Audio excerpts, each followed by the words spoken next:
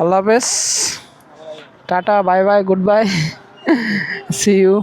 ওকে, ঠিক আছে, হ্যাঁ সাবধানে যাইস। ওকে, তো টাটা হোমনাবাসী, আবার আসবো ইনশাল্লাহ। এখন চলে যেতেছি। ওকে, সাবধানে যাইস। 7 দিন ছিলাম হোমনার মধ্যে, এখন বাসার দিকে ব্যাক করতেছি ঢাকার উদ্দেশ্যে।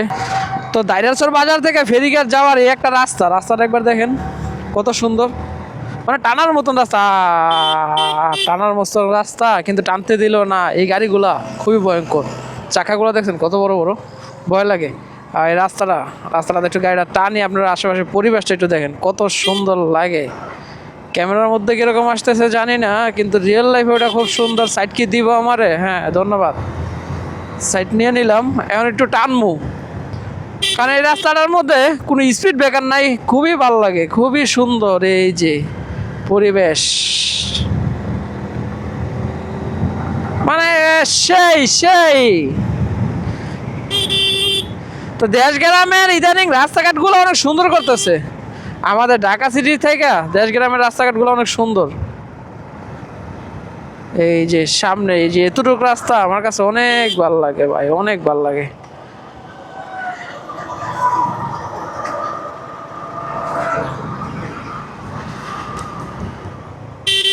এখন আবার কিছুক্ষণ রাস্তা পাবো ভাঙ্গাচুরা, আর এটা দিয়ে এখন যাবো ভাঙ্গাচুরা রাস্তা দিয়ে। A few moments later. বাইকটা জায়গাটায় খেট টোকেনটা নিয়ে আসি আগে।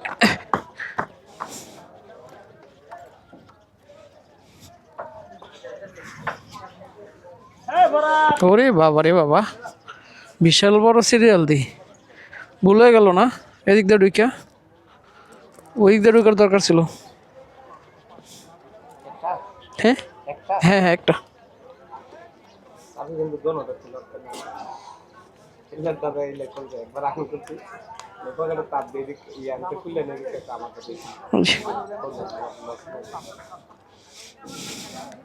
টোকেন নিয়ে নিলাম, নাহলে আবার ফেরতে ঝামেলা করবো। 20 টাকা।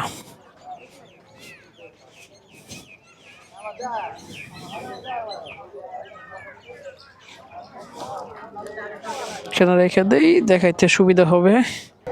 ভাইয়া একটু সাইড দিয়ে দেন, আমি জায়গা।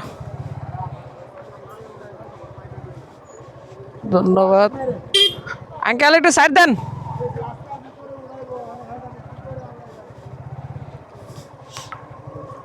আয় মামা, একটু সামনে যাইবেন, বাইরে বোন, এটা লাগে যাইব।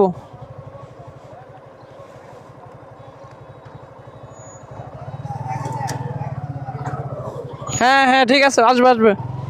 ধন্যবাদ। হ্যাঁ, একদম সামনে যাবো বাইক নিয়ে। এই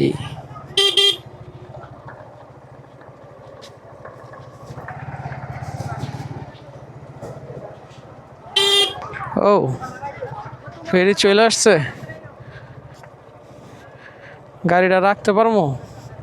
সামনে জায়গা আছে, পাইছি।